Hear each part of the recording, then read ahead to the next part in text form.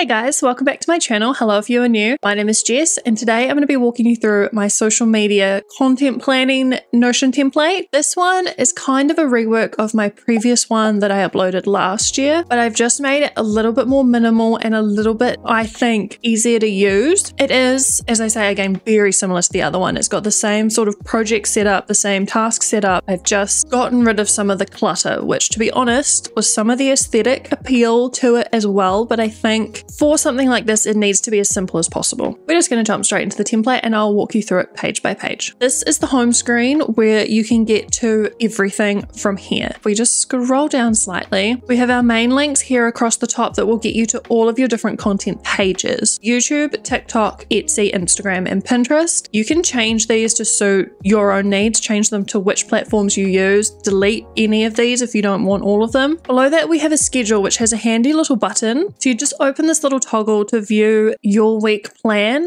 I tend to keep this as simple as possible and keep just the items in here that I know are going to repeat every week. So for example, every Monday I want to plan out my content, so that is in there. Every Tuesday I want to film my B-roll and start editing, so that's in there. If you want to change any of this, all you have to do is edit this button here and then you can come in and edit the details. Scrolling down, we'll go through the dashboard soon, but the main view that you see is of your projects and then a calendar view of your projects. So as I've noted, if you check out March 2023, this has a really good example of everything and how it looks. Here we are, March 2023. You can see how the calendar looks when it's populated with your items. So these are all pulled in from your projects, which I find really handy because as you can see, they're all categorized under if it's YouTube, if it's Instagram, if it's Etsy, etc. And then the complete and in process bars just make it really easy to see what you need to do and what is coming up. And I've also created a weekly view if you would rather just see a week at a time instead of a full month. I personally prefer working this way because I find it a little bit less overwhelming.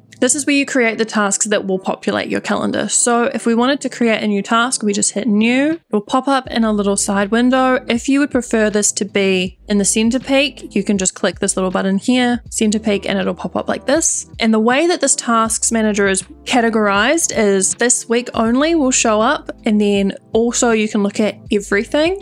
Or if you'd rather see a context view, you can do that here. Here are all of our tasks that are upcoming currently that haven't been marked as completed. They will sit in the everything list, and once they're completed, they will disappear. If we want to create something new, just create a new task, open it up, and then now we can start adding in all of the detail that we want for this task. So for example, if I wanted to record a YouTube video, and then of course allocate it to whichever status we are currently in, give it a deadline of when I want it to be done, apply a context, and this is where the context view comes in. I personally like to categorize it by low and high energy just so I know what to expect before we get into it. I also have some other categorizations in here. So I have home and garden, so depending on if it's inside or in the garden, obviously. If I'm gonna be in the office or if I need my iPad, I have that categorized as well. And then I have my camera set up, voiceover, and if I need to put makeup on, because again, those are things I just like to see. We can then attach it to a project. These are our platforms. If it would make more sense to you, just change where it says project to platforms. So this week, we don't really need to pay attention to. That's a formula that does it all itself. We can just ignore that. If we want to view the other properties that are in there, I also have a due date. Sometimes you'll have a project where there is a deadline where it needs to be done, but that's not the date that you want to be doing it because then you're going to get stressed out. You can categorize both by due date and deadline. If you want to add apparent tasks, so for example, this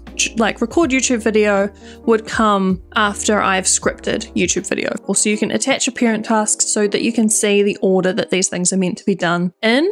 And then there is a who if you're working in a team, for example. If it's going to be you, someone else, or both of you, you can add as many things in here as you like, or you can delete this property entirely if you are just working on this platform yourself. Further down the page, the only thing that's really left is a little back burner page. I personally like this to just idea dump. I will just dump in things that I think I want to do, anything that comes to mind, and I will just leave them in the to-do section. I will move them around depending on where we are, and they're just there so you don't forget them. If we scroll back up, I will show you the project that we happen to miss on the first way down. So we'll go into Instagram. There is a due property that, again, this is a formula, so you don't need to worry about this. There's a review due, which I really like to remind me to go back and check on my projects. This you can set by the review frequency. You just put how many days you want to review or go back to a project. So for me, I've done 7 so that I know once a week roughly I need to look at this project. And then here you'll select the date you last viewed or worked on the project,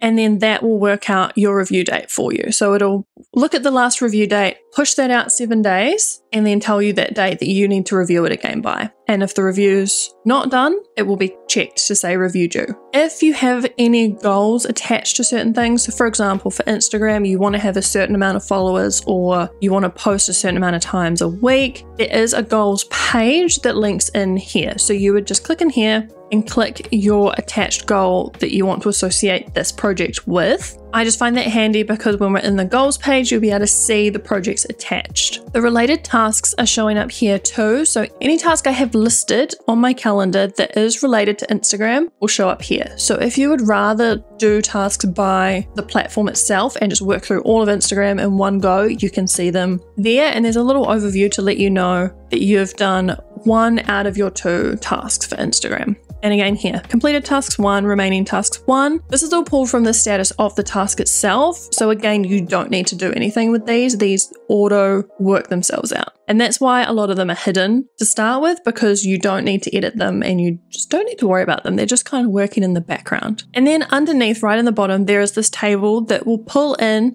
your upcoming tasks and your complete tasks in 2 separate tables. So that if you want to, like I mentioned, work through just your Instagram jobs, you can see them here really easily. And when you want to go back and see how much work you've done, you can look at the complete. So one change between this template and my previous one is I've updated the dashboards and made them a little bit clearer. So we have items specifically related to workflow in this box, and then we have your branding and goals because it seemed to fit best in there. And then we have your platforms in their own little dashboard box. So you can easily find everything you want. So the first one is our project dashboard, which of course we just looked at. This is our platform dashboard. You can see all of your currently live projects because of course some of these platforms you're not going to work on forever. Some you might work on sporadically, some you might just decide you don't want to do anymore. So there are your live projects and then there are your completed projects, which I don't have any currently, but you can assign that in the status of your projects as noted here. So Pinterest, not started, Instagram, currently illustrating, TikTok, research and planning, YouTube, editing, etc. And you can just click them and update them as you wish. YouTube is a little bit of a better example here. You can see that we have 5 tasks done out of 9 and that we have a review due by this date. Pinterest, you can see here, is blank because as it's not started, there's no review due because we haven't set that up yet, and there's no tasks to be done because we haven't set that up yet. There is a review down here that will let you know which projects are overdue. So of course all of mine are because everything's dated for March 2023 and we're now in 2024. But once you update these, obviously they will disappear and it will just show you the ones that need to be looked at. And I like having it just in one place so I can just go here and be like, okay, what is overdue? What do I need to look at? We have some other links underneath that just might be helpful from this page. And the platform page is always linked at the top, with the content planning being the main homepage always linked as well, so you can easily get back to it. The task master list is where all the tasks come from and they just live on this page, so you honestly don't really need to look at this page at all. You definitely don't want to delete it, but if you prefer to just sort of look through all of your tasks in one place, this is where you would come. The idea dump page is exactly what it sounds like. It's just a page to brain dump everything you want to, and it will just sit here for you to come back to, really. You can categorize it by your platforms, as you can see up the top. You can see all of your completed ones once you mark them off as done, and you can attach them to a project if you like. This is a very basic and simple page, but it's just so that you don't forget anything.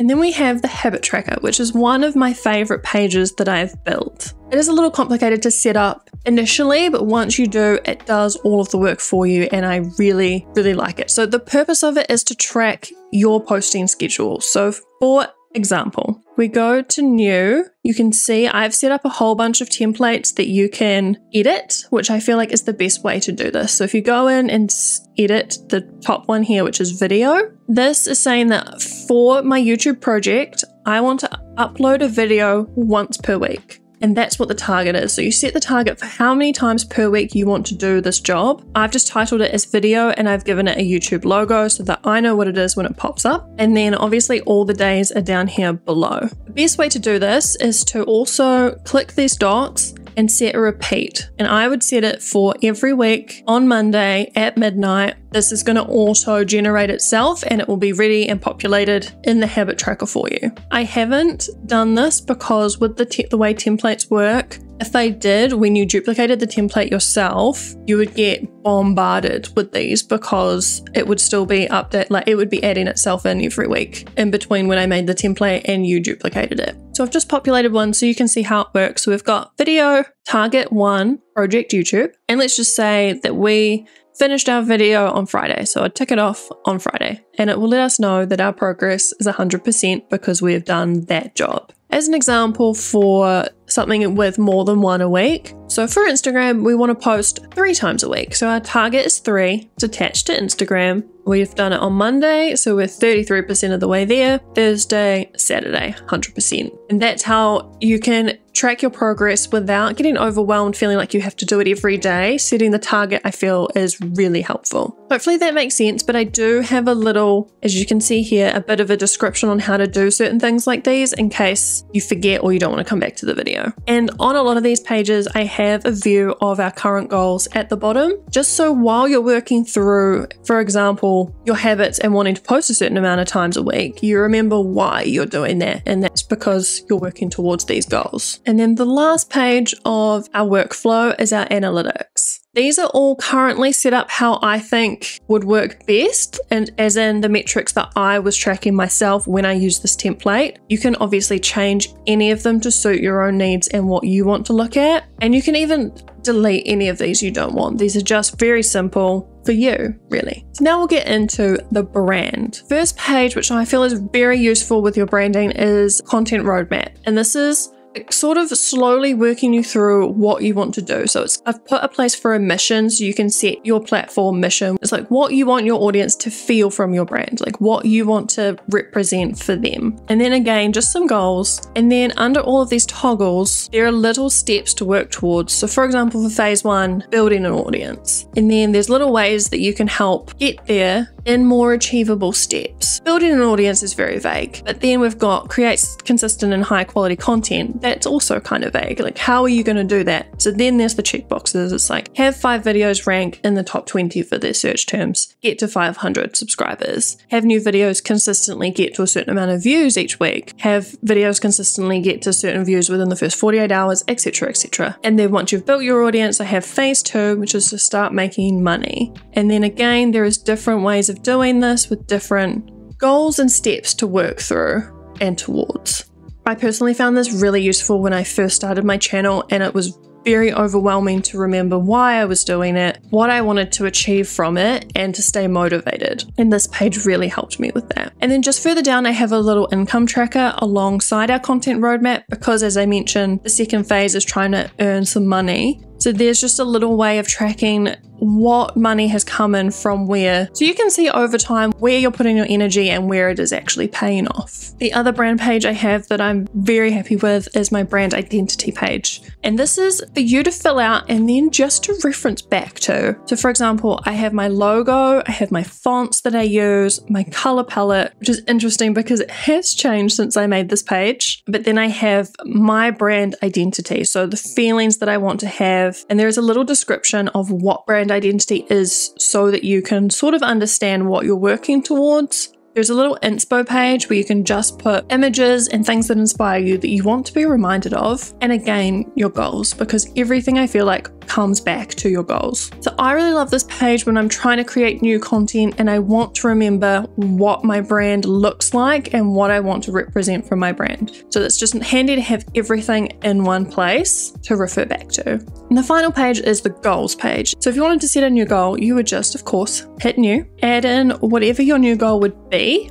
These two you sort of don't need to worry about until you're done with your goal, but you select the date that you want to complete your goal by. So I would say January 31st, and it will auto let you know you have 2 days left to finish that goal. So for example, if it was get 500 subscribers, The goal is to get to 500, so you'd put that there, and your current, you would put whatever you are currently at. So if we were at 350, the progress works itself out to let you know you're 70% of the way through that goal, or 70% towards achieving that goal, which is really exciting to see. You can attach projects to the particular goal, again, just to pull them into the project so you can see them later. And if you want to attach a time frame, so for example, if this is an annual goal, quarterly or monthly, you can pop that in as well from this menu. And then the last section is the platform section. So I'll probably just show you YouTube because they all work in exactly the same way. So at the top, they all have the habit tracker. So this will only pull in the habits attached to YouTube, and that's why you attach the platform to the habits themselves. So that on each page, you will just see the habit tracker that relates to what you're working on. And the same down below. This is the tasks that are coming up that need to be done just for YouTube, shown here. And then here's your calendar view, which will just have your YouTube tasks here as well. Some people don't like the calendar view, some people prefer the table view. So down here, I have the table view of those tasks as well. There is everything that's in progress. There is just the jobs that are due this week. So if you want to just smash out what needs to be done, that's easy to find. There is the status, so you can see where things are sitting at, where you are within those jobs. And then the idea dump that we mentioned that has its own page, that pulls in here too, so that when you're working through YouTube things, you can see them quite easily when you're trying to pop things into the calendar and such. And of course, there's always a complete page so that you can see what you've achieved. As always, also, there is the goals at the bottom to remind you what you're working towards, and they are only the YouTube goals, so they're only the ones relevant to this project. The YouTube page is a little bit different because as you can see here, there are some additional pages. And this is because for YouTube, I found that having a B-roll list, so B-roll that I knew I needed to get done, I had it here, I could just tick it off and it would be done. For shot inspiration, this is one when I was doing my studio vlogs I found super helpful as well.